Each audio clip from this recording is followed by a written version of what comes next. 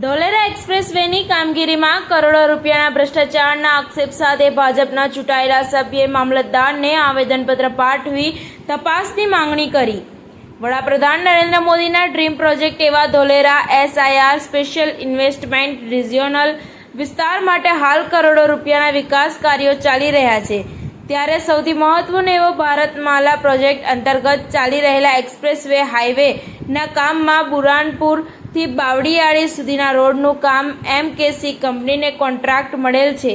જે MKC company દ્વારા કામમાં સરકારશ્રી દ્વારા નક્કી કરાયેલ નોર્મ્સ ધારાધોરણનું ઉલ્લંઘન કરી અને અધિકારીઓ સાથે મિલીભગત કરી કરોડો રૂપિયાનો ભ્રષ્ટાચાર કરી રહ્યા હોવા બાબતના ગંભીર આક્ષેપો લગાવવાની સાથે ધોલેરા તાલુકા પંચાયતના પૂર્વ પ્રમુખ અને હાલ સભ્ય સુભાષભાઈ ગોહિલે ધોલેરા મામલતદારને આવેદનપત્ર પાઠવી કાયદેસરની કાર્યવાહી હાથ ધરી સમગ્ર ભ્રષ્ટાચાર મામલે તપાસ થાય તેવી માંગ કરી છે.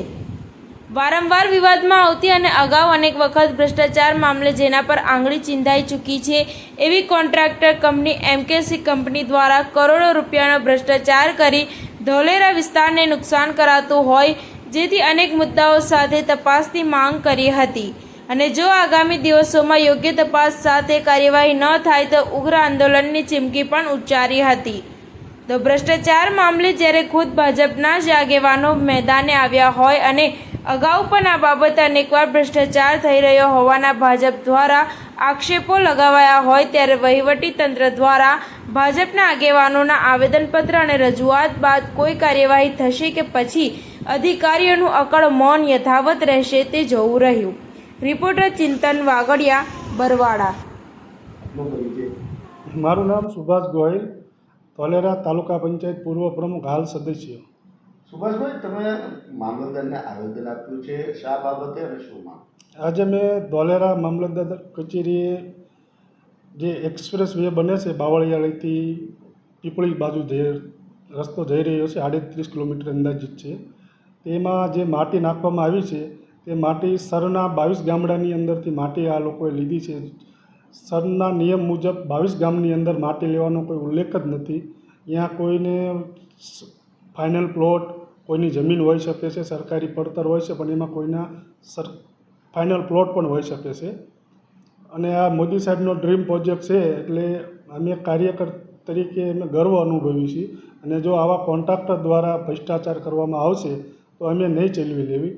એમાં નીતિન ગડકરી સાહેબે કીધેલું છે કે કોઈ પણ કોન્ટ્રાક્ટર ભ્રષ્ટાચાર કરતો હોય તો અમને જાણ કરજો. તો અમે મીડિયાના માધ્યમથી નીતિન ગડકરી સાહેબને જાણ કરવી છે કે MKC દ્વારા જે માટી લેવામાં આવી છે એ તમામ માટી એને સરમાંથી લીધેલી છે. માટી એને જોકે માટી બહારથી જ લાવવાની હતી અને આ માટી રહી એકદમ સારવાળી માટી છે. અમે સામાન્ય ગ્રામ પંચાયતના રસ્તામાં પણ આ માટીનો યુઝ નથી કરતા.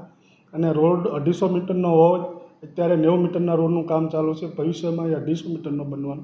એને સાઈડમાંથી માટી લઈને નાખી છે. તો જ્યારે 250 મીટરનો રોડ બનશે તો આ બીજી માટી આપણે સાઈડમાંથી લીધી છે, માટીમાં તો સરકારને ડબલ ખર્ચો થાય. તો આજે તપાસની કમિટીની તમે માંગ કરી છે, કેવા પ્રકારની માંગ કરી? એટલે અમે મીડિયાના માધ્યમથી એવી એક રજૂઆત કરવી છે સરકારશ્રીને કે MKCમાં જે અત્યારે રોડ બની રહ્યો છે એ માટી લાવ્યા એમાં લોખંડ કયું વપરાણું એની એક સરકાર ટીમ બનાવે અને એની તપાસ કરે. અને અમે સ્થાનિક કાર્યકર્તા એમને સાથે રહીશું અને ક્યાં ક્યાં માટી લેવાની છે એ બધી અમે સાથે રહીને બતાવશું. કામગીરી ક્યારે થાય તેવી માંગણી, અને જો ન થાય તો આગળ શું આગળ?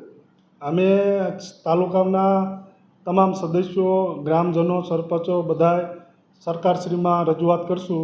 મુખ્યમંત્રી શ્રી ભૂપેન્દ્રભાઈ પટેલને આની રજૂઆત કરશું ને અમને વિશ્વાસ છે કે અમારી સરકારમાં યોગ્ય પગલાં લેવાય છે.